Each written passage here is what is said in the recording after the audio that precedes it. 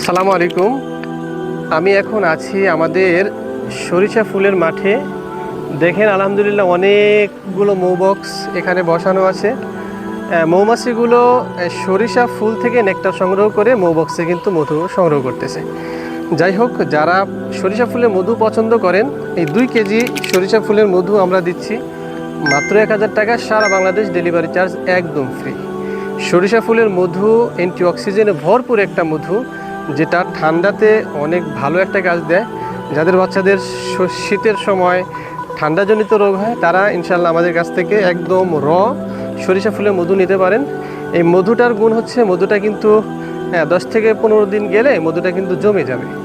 আর জমে যাওয়া মানেই মধুটা কিন্তু ভেজাল না। যাই হোক, সরিষা ফুলের মধু জমে যায়।